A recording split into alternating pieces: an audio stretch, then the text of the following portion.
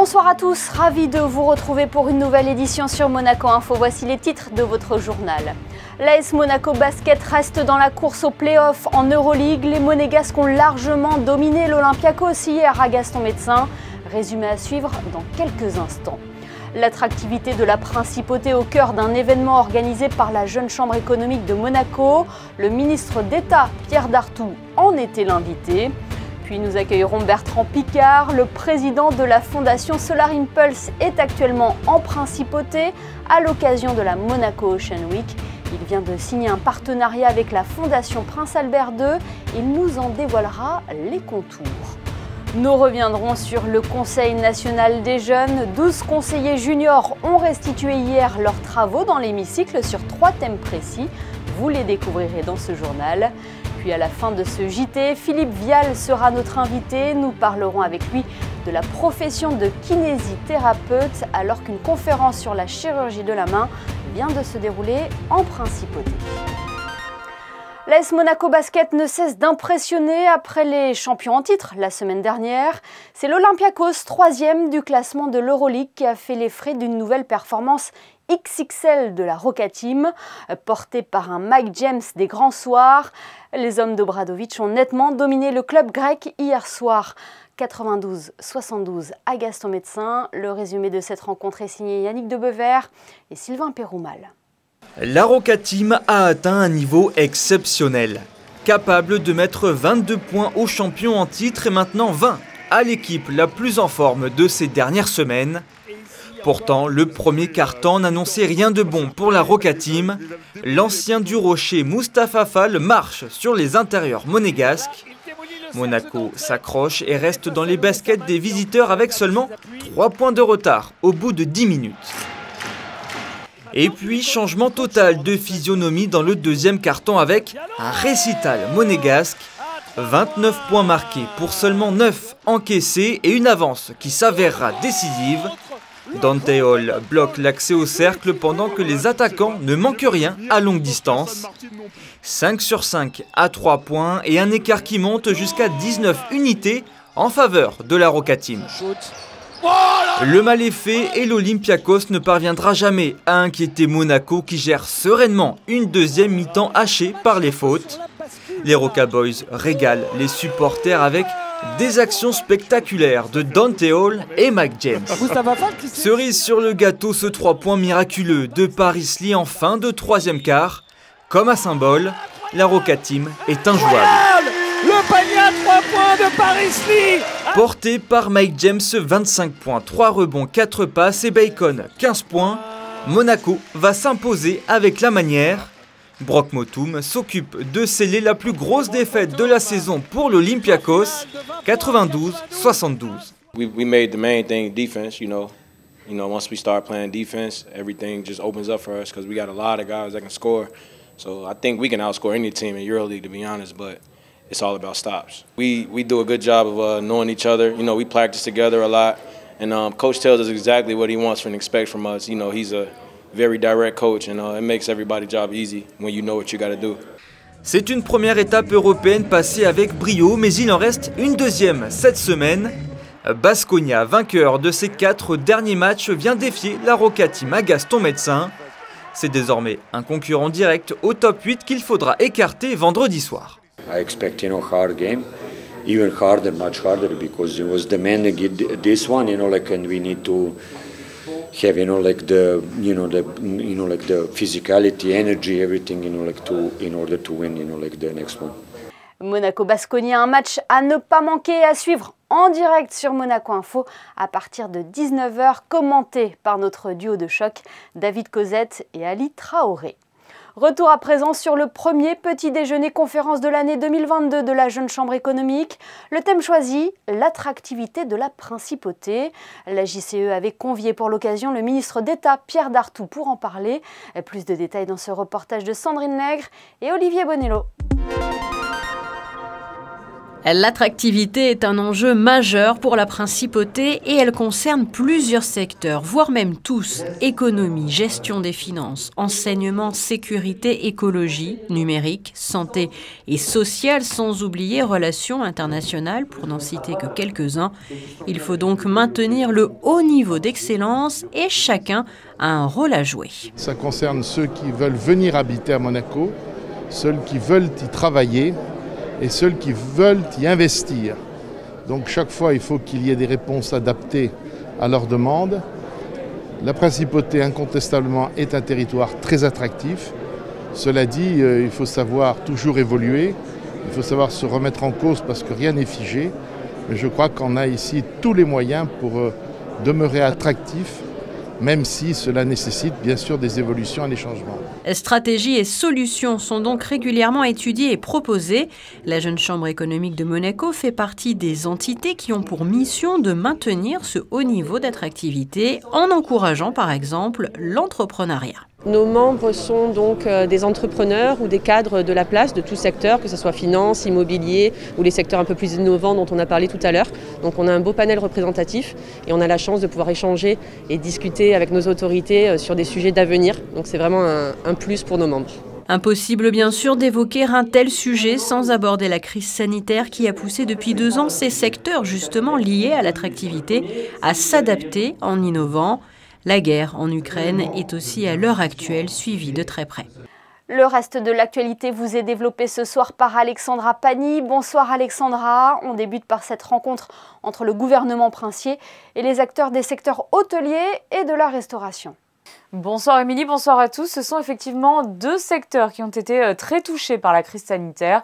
Le ministre d'État a donc souhaité les recevoir tour à tour à l'occasion d'un déjeuner de travail. L'objectif, échanger et apporter des éléments de réponse concrets face aux inquiétudes de ces 2 secteurs d'activité. Un mot à présent sur ce partenariat entre les sapeurs-pompiers de Monaco et ceux de Brignoles dans le Var. Oui, il s'agit d'une convention de partenariat opérationnel entre l'unité d'instruction et d'intervention de la sécurité civile numéro 7 de Brignoles et le corps des sapeurs-pompiers de Monaco. Les liens entre ces 2 unités sont très anciens. Ce partenariat a pour objectif de favoriser les échanges entre les 2 corps et permettra de développer les connaissances professionnelles de chaque unité en termes notamment de formation, maintien des acquis et renfort opérationnel. Et puis le gouvernement princier a communiqué hier soir les chiffres de la campagne de dépistage menée en milieu scolaire en début de semaine. Cette campagne a été souhaitée 2 semaines après la levée de l'obligation du port du masque à l'école, Émilie. Et au terme de l'opération, la tendance générale à une accélération de la circulation du virus se confirme. 55% du personnel présent a voulu se faire dépister, ce qui représente 3300 personnes. Résultat, 47 d'entre elles ont eu un autotest positif, dont 43 sont des élèves. Le taux de positivité s'élève donc à 1,4%. Prudence et vigilance sont donc toujours de mise. Merci Alexandra. Vous le savez, cette semaine en principauté est dédiée à la préservation des océans. Plusieurs temps forts rythment cette Monaco Ocean Week. Colloques, réunions de travail, rencontres. C'est également l'occasion de s'unir pour l'avenir de notre planète. Hier, la Fondation Prince Albert II de Monaco a signé un partenariat avec la Fondation Solar Impulse. Justement, Bertrand Picard, qui entretient des liens étroits avec la principauté, est avec nous pour en parler. Bonsoir Bertrand Picard. Bonsoir Bertrand Picard. Bonsoir, très heureux d'être de retour à Monaco. Et très heureux de vous accueillir sur Monaco Info également. De retour en principauté, j'imagine que c'est toujours particulier de revenir ici. Mais oui, tellement de souvenirs. Vous savez, juste derrière moi, il y a l'auditorium Régnier 3 dans lequel il y avait le centre de contrôle mission de Solar Impulse. Et au Yacht Club, il y a derrière moi la piscine dans laquelle toute l'équipe a fini tout habillée quand on a célébré la victoire. Donc c'est vrai qu'il y a beaucoup d'émotions qui reviennent chaque fois. Alors aujourd'hui, vous êtes en principauté à l'occasion de la Monaco Ocean Week. Votre fondation Solar Impulse vient de signer un partenariat avec la Fondation Prince Albert II de Monaco. Sur quoi porte ce partenariat, Bertrand? Sur des solutions. La Fondation Prince Albert II de Monaco, Fondation Solar Impulse, mettent en commun toutes les solutions pour protéger l'environnement de façon économiquement rentable, vont les diffuser, vont s'associer pour essayer de les implémenter le plus possible. Parce qu'aujourd'hui, on continue à avoir un narratif d'une écologie qui coûte cher et qui a plein de problèmes, alors qu'il faut mettre le narratif d'une écologie qui est économiquement rentable et qui est pleine de solutions. Est-ce que vous pouvez nous citer par exemple des solutions labellisées par la Fondation Solar Impulse qui aident à préserver l'océan et les ressources marines? Mais absolument, il y en a beaucoup qui ont été invités et qui sont présentes à la Monaco Ocean Week. Il y a Econcrete, par exemple, qui est un béton spécial qui permet de reconstituer les écosystèmes marins dans toutes les structures immergées. Il y a UBQ qui permet de recycler des déchets de plastique pour refaire du nouveau plastique, par exemple pour l'industrie automobile. Il y a des systèmes qui permettent de recycler l'eau. Il y a des possibilités de reprendre tous les types de plastique et d'en faire des graviers pour la construction. Tout ça, c'est à disposition de tout le monde. Ce qu'il faut, c'est savoir que ça peut s'utiliser. Et si ça s'utilisait partout, eh bien, il n'y aurait plus de plastique qui inonderait les océans. Tout serait recyclé et tout permettrait de retrouver une deuxième vie. Finalement, Bertrand Piccard, ce que vous êtes en train de nous dire, c'est qu'on peut concilier économie et écologie? Mais absolument. C'est fondamental d'enfin en prendre conscience. Il n'y a pas d'un côté l'économie qui pollue et de l'autre l'écologie qui est vertueuse. Aujourd'hui, l'écologie, ça devient la force motrice de l'économie. Il y a une autre solution qui est là, c'est EcoWave Power. Ils produisent de l'électricité avec le mouvement des vagues. C'est une petite start-up qu'on a connue il y a 3-4 ans, qu'on a labellisée à la Fondation Solar Impulse, qui a fait une IPO, donc qui est entrée en bourse et qui maintenant commercialise son système dans le monde entier. Mais c'est une possibilité de faire de l'énergie là où autrefois on brûlait du pétrole ou du gaz. Et puis on se rend compte que la protection de l'environnement finalement rapporte plus que la destruction de l'environnement. C'est exactement ça que nous prouvons depuis plusieurs années avec la Fondation Solar Impulse. Vous savez, chaque fois qu'on se voit, on a encore plus de solutions labellisées. En ce moment, on en est pratiquement à 1400. C'est 1400 systèmes, produits, matériaux, appareils, sources d'énergie qui sont capables de protéger l'environnement, capables de créer des emplois et d'améliorer le pouvoir d'achat des citoyens. Et ce sont des solutions qui existent déjà aujourd'hui, hein. Ce n'est pas des vagues idées pour le futur. Bertrand Piccard, vous avez publié dernièrement un livre. Dans ce livre, votre message, c'est qu'il faut présenter la protection de l'environnement comme une aventure enthousiasmante et non comme quelque chose de contraignant. C'est comme ça qu'on doit voir les choses? C'est absolument le narratif qu'il faut que les gens comprennent. Et si j'ai donné le titre « Réaliste, soyons logiques autant qu'écologiques », c'est qu'il faut du réalisme dans le sens qu'il faut atteindre des résultats au-delà des idéologies. Tant qu'on est prisonnier d'une idéologie, on aura des résultats partiels. On n'arrivera jamais à avoir des résultats complets. Et ce que j'aimerais vraiment prouver aujourd'hui, c'est qu'avec la protection de l'environnement, on peut entrer dans ce qu'on appelle une croissance économiquement qualitative. C'est-à-dire qu'on crée des emplois, on permet le développement économique en remplaçant ce qui pollue par ce qui protège l'environnement. En gros, il faut moderniser toutes nos infrastructures, tous nos systèmes énergétiques, tous nos systèmes de consommation.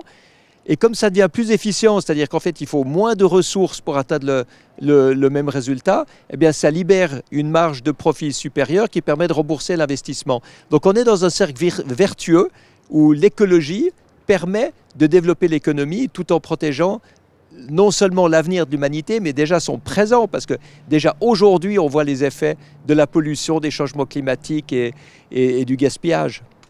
Et c'est le message que nous retiendrons. Merci infiniment Bertrand Piccard d'avoir été avec nous ce soir sur Monaco Info. Avec plaisir, au revoir. Et au programme aujourd'hui de la Monaco Ocean Week, une journée consacrée à la principauté capitale du yachting. Frédéric Elion et Lionel Bernardi reviennent sur ce temps fort. C'est le grand rendez-vous des acteurs du monde de la mer. La Monaco Ocean Week réunit toute la semaine au Yacht Club tous ceux qui œuvrent à la protection des océans. Des experts locaux et internationaux, les pouvoirs publics, les scientifiques ou encore biologistes. Premier temps fort de la journée jeudi, le 11e symposium environnemental La Belle Classe Super Yachts. Plusieurs intervenants, armateurs, capitaines se succèdent pour évoquer leur expérience et débattre sur les grandes problématiques de la conservation du milieu marin. I see an enormous beauty and a fragile beauty, which we really need to protect and keep by all means, but not only by technology, which we have great technology today available around the world, but one of the most important things, which is to training and educate the people, seafarers and everybody else who is going down there or up there to protect. Après la réussite de la première édition l'an passé, place à la deuxième Monaco Smart and Sustainable Marina. Un rendez-vous pour les entrepreneurs, start-up, architectes ou promoteurs, consacré aux marinas vertueuses et intelligentes, ces petites villes innovantes qui attirent investisseurs et innovateurs. Ces marinas vertueuses, au niveau global, regardent beaucoup ce que fait Monaco, et Monaco est vraiment un rôle modèle finalement pour le déploiement de ces marinas. Et donc cette année, on va réunir ces marinas qui vont présenter leurs projets d'innovation dans la sustainabilité. Donc on va évaluer la qualité de leur design, l'architecture, l'impact positif. Et puis aussi comment ils permettent de ce qu'on appelle le customer engagement, d'attirer finalement les visites et la venue dans ces lieux. Et c'est ça aussi qui intéresse les investisseurs. Enfin, pour fêter ses 10 ans, le label Monaco Capital of Yachting devient un Monaco Capital of Advanced Yachting, un vrai virage vers l'international pour ce projet dédié au yachting durable où l'innovation joue un rôle majeur. La première marina virtuelle dédiée au super yacht a d'ailleurs été présentée en présence du prince Albert II et de nombreuses personnalités de la principauté. Et la jeune génération est assurément sensible à cette question de la protection de l'environnement et de nos océans. La jeunesse qui a pu faire entendre sa voix au sein de la Haute Assemblée à travers du Conseil national des jeunes. Les élus des élèves monégasques viennent de restituer leurs idées après une année de travail. Une équipe de Monaco Info a suivi la séance de clôture. C'est un reportage signé Alexandra Pani, Horatio Gadino et Alexandre Gougassian. Ils ont entre 12 et 15 ans et ont endossé le rôle de conseillères et conseillers juniors pendant un an. Une année de réflexion très riche pour ces jeunes élèves de la Principauté à travailler comme leur père adulte autour de résolutions. C'était pour moi l'occasion d'intéresser davantage les jeunes compatriotes donc à la vie publique de leur pays, de leur faire partager avec nous les enjeux, donc les grands enjeux de l'avenir de la Principauté. Je vous rappelle qu'ils ont été sélectionnés sur candidature par un jury. Et donc 12 d'entre eux ont travaillé avec nous pendant une année. Nous sommes vraiment très très satisfaits avec mes collègues du Conseil national. Je dirais que leur travail a été même au-delà de nos espérances. Maintenant, à nous, les conseillères nationales et les conseillers nationaux, de discuter de ces propositions avec le gouvernement pour les rendre possibles. Une année qui a été rythmée par de nombreux ateliers et rencontres. Ils ont pu travailler sur des thématiques qui leur tenaient à cœur avec une équipe de permanents, avec évidemment des conseillers nationaux et également en rencontrant des experts, des spécialistes, que ce soit dans l'administration, que ce soit des sociétés également privées, sur les thèmes donc qu'ils ont trouvés les plus judicieux pour eux et pour la jeunesse, puisque c'est ça l'objectif, voir le Monaco dans les 5, 10 ou 15 prochaines années qu'ils veulent avoir ici. On a pu découvrir des jeunes élèves très dynamiques et passionnés par les sujets défendus. 3 thématiques ont été choisies, l'environnement, le bien-être à l'école et les loisirs. Un exercice qui leur a permis d'en apprendre beaucoup plus sur eux-mêmes. De parler avec les groupes et de faire des idées pour Monaco et de proposer des idées pour les jeunes ou pour la Principauté. C'était bien, c'était une bonne expérience et à refaire si c'est possible. C'était vraiment bien parce que ça nous permet de parler avec des adultes, de faire écouter nos voix qui ne sont pas souvent prises au sérieux par d'autres adultes. Et aussi, ça nous a beaucoup aidé pour parler en public.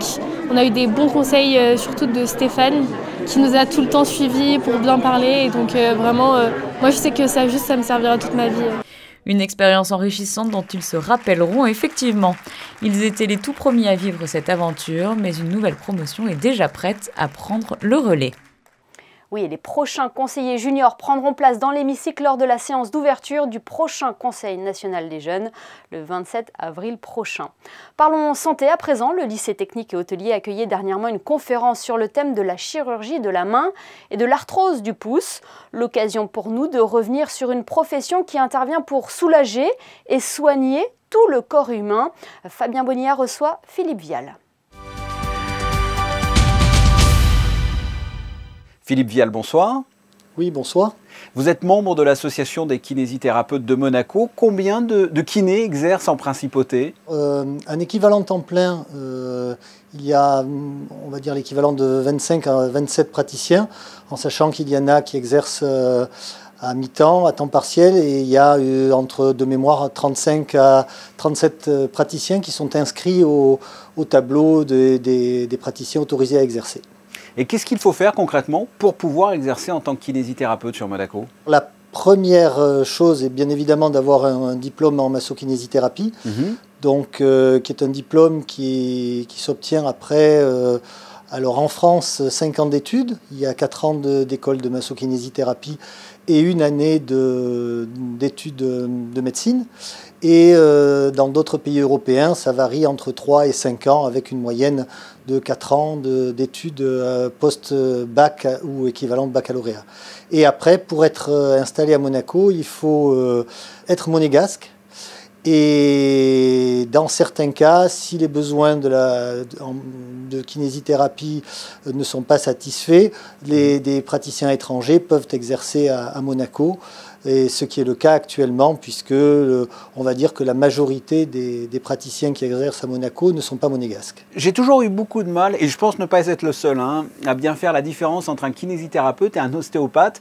On doit vous poser la question tout le temps, mais quelles sont les différences ? L'ostéopathe a une vision globale au départ de la personne, du corps, et il va éventuellement se recentrer sur du segmentaire, alors que le kinésithérapeute a une vision dans un premier temps segmentaire, puisqu'il va s'attacher à traiter des articulations, des zones bien précises du corps, et éventuellement, il va déborder vers la globalité. Donc vraiment, c'est une différence, on va dire, au départ de philosophie. Mais par contre, ce qu'il faut bien comprendre, c'est que ce sont 2 professions qui sont complètement complémentaires. Et actuellement, de plus en plus de cabinets paramédicaux font appel et ont en leur sein des kinésithérapeutes et des ostéopathes. Et votre champ d'action sur le corps humain va de où à où? Des extrémités des orteils aux extrémités des doigts de la main, ça va de où à où? Absolument. Donc on a un champ d'action qui est tout le corps humain, avec donc une grande partie, on va dire ostéo-articulaire, tout ce qui est problèmes d'entorse, de lésions musculaires, de problèmes orthopédiques, de problèmes de rhumatologie. Et puis il y a des points bien particuliers en kinésithérapie, avec la rééducation abdominale et du postpartum chez la femme, tous les problèmes liés à la rééducation vésicale. Il y a aussi la prise en charge des troubles de l'équilibre et des vertiges, qui sont des niches, mais qui ont fait la preuve de leur efficacité. Le corps humain, on va dire, est le domaine de la kinésithérapie. Quels sont les types de cas dans lesquels un kiné peut améliorer les conditions de son patient?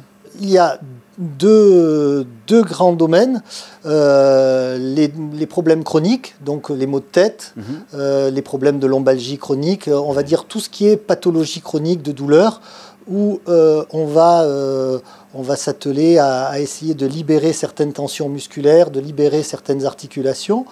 Donc ça, c'est le volet chronique, et puis le volet aigu, le volet traumatique, où là on va intervenir sur les entorses, sur les blessures musculaires, sur les accidents vasculaires cérébraux après une phase d'hospitalisation, où on va s'occuper des séquelles neurologiques. C'est vraiment un domaine qui est très très large d'action au niveau du corps humain. Là, vous avez organisé ce mardi au lycée technique et hôtelier une conférence sur la chirurgie de la main, c'est-à-dire, expliquez-moi ça. Eh bien, nous avons voulu saisir l'opportunité d'avoir le docteur Bruno Luciez, qui est chirurgien de la main et qui est président de la Société française de chirurgie de la main, pour le solliciter dans un domaine bien particulier qui est la prise en charge de l'arthrose de la colonne du pouce, qui est appelée rhizarthrose, et on espère pouvoir renouveler l'expérience de façon régulière et éventuellement annuelle, à chaque fois en essayant de faire intervenir des intervenants de première qualité. Donc une conférence, un rendez-vous qui a pour objectif de se pérenniser. Philippe Vial, merci. Merci à vous. On retrouve Alexandra Pani pour nous parler de cette opération solidaire de l'AMAD, l'Association mondiale des amis de l'enfance. Alexandra. Ce projet solidaire s'intitule « Un état civil pour tous ». Le droit à une identité est un droit universel fondamental. Sans identité, des milliers d'enfants dits invisibles sont privés d'un accès à la santé, à l'éducation et autres services sociaux de base. Il serait plus de 237 millions dans le monde âgés de moins de 5 ans. Ce programme s'articule autour de 3 axes: la sensibilisation des populations à l'importance et aux enjeux d'un enregistrement dès la naissance, le développement d'un plaidoyer international en faveur de l'universalisation de cet enregistrement et le soutien des différentes initiatives locales. Dans un tout autre domaine, quel est le programme du Festival Printemps des Arts pour ce week-end, Alexandra ? Rendez-vous ce vendredi au One Monte Carlo pour une soirée sous le signe du folklore arménien et de l'art savant avec la soprano Karine Babadjanian et le pianiste Vardan Mamikonian. Samedi, plusieurs événements à 15h au lycée technique et hôtelier avec les 2 violonistes Gaspard Maider et Hugo Meder. Puis au cinéma des Beaux-Arts à 17h30, une projection du film Sayat Nova, La couleur de la grenade, une œuvre de Sergueï Paradjadov. Et pour clôturer cette journée très riche, un concert de l'ensemble Gurdjieff à la Salle Garnier. Dimanche à 15h au Sporting Monte Carlo, la compagnie Alat et Gaïan proposera son ballet 7 les anges de Sinjar. Et enfin, jetons un coup d'œil sur les prévisions météo. Quelle est la tendance pour la journée de demain ? Oui, Émilie, un temps encore en demi-teinte avec de nombreux passages nuageux, des nuages qui se feront de plus en plus présents au fil de la journée. Le thermomètre affichera 7 degrés le matin et 17 degrés dans l'après-midi. Merci Alexandra et merci à vous de nous être fidèles chaque soir sur Monaco Info. On referme ce journal comme nous l'avons débuté avec la Roca Team qui a sorti le grand jeu hier soir face à l'Olympiakos en Euroleague. Photo signée Manuel Vitali. Rendez-vous d'ailleurs à Gaston Médecin demain pour une nouvelle grande soirée européenne face à Baskonia. Match bien évidemment à suivre sur notre antenne. Passez une excellente soirée sur Monaco Info.